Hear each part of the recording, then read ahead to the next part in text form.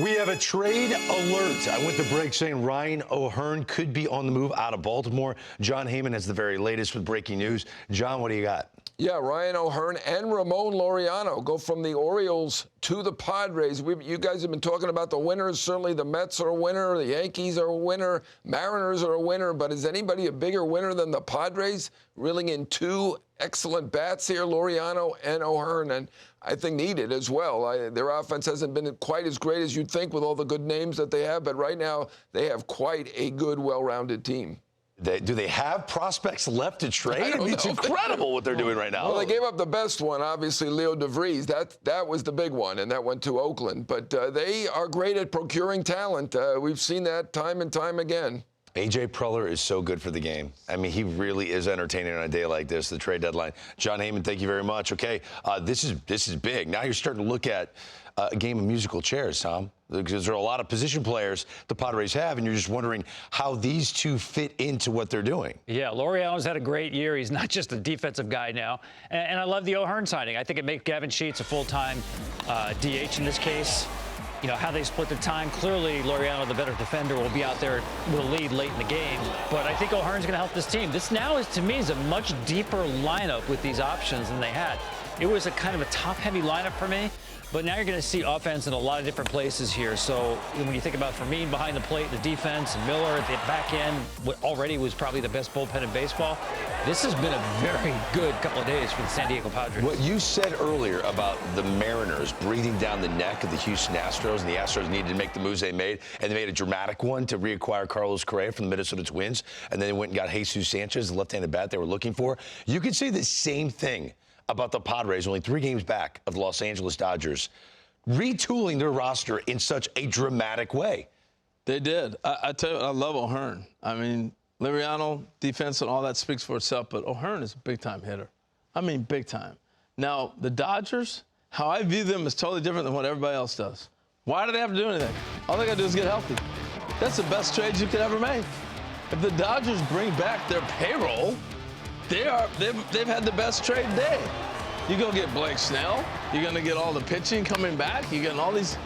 So you don't think the Dodgers are sitting here paying attention to what the Padres are doing? They're paying attention, but I don't think they're sitting there going, we got to make these major moves. I think they got one move that they're a little concerned about, and that would be what are they going to do in left field. And if Conforto, who's starting to come out of his funk a little bit, plays like they hope, then they've answered that. But that would be the biggest thing for me.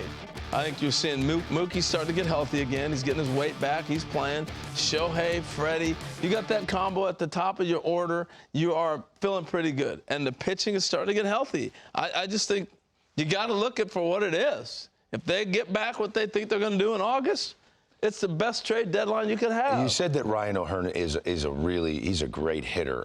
Ryan O'Hearn had some mediocre seasons for a very long time. This was his best season of his career, Tom. All-star year. Is he what we see in 2025, and the Padres believe they've got a great hitter coming to them? Yes, because we've seen it now 3 years in Baltimore. This guy was a .217 hitter with Kansas City, and they basically were done with him. He found a new life here in Baltimore, and he's cut his strikeout rate almost in half. He's added like 80 points to his batting average. He's a completely different hitter than he was in the early days of Kansas City. If you look at the numbers, almost the same number of games in Kansas City as in Baltimore, and much better hitter. And what he did, I don't know if we have the tape here to show you, but what he did was he made some changes in his setup that was really, to me, it's sustainable. Sometimes guys get hot, change the scenery. We hear that phrase all the time. But I want to show you what he's done here in terms of changing. We're going to go back to his days in Kansas City here, and you're going to see here, late on the fastball here, and now using the same camera angle, I want to show you the difference in his swing. You're going to see the setup, first of all. The bat is held a little bit higher. But watch as he gets to the contact point. His posture is going to change dramatically on the left-hand side. Watch his head now and how far it will dip. You see that? It's all about the posture here, where the Orioles had him much more straight up and down, if you will, than he was before. Getting to the right posture, starting with the right bat angle, has made a world of difference. And he did that ever since he got there in Baltimore. And again, almost the same number of games, completely different hitter. Some guys find it later in their career. He's one of these guys. When you think about Ryan O'Hearn, you have to think about the player he's been the last 3 years, not early on in Kansas City. 837 OPS, the highest during his time in Baltimore. So O'Hearn and Laureano go to the San Diego Padres. I want to get Steve Phillips and Joel Sherman involved on this. You heard what Harold said about the Dodgers' knee-jerk reaction, or if there will be one after they watch the second-place team in the NL West retool their roster like this. Yeah, so it's interesting, guys, you know, that we see sort of the dominoes fall where the Astros get Jesus Sanchez, probably because they found out that Ryan O'Hearn wasn't a factor for them or Laureano. And then we see the Padres get both those guys.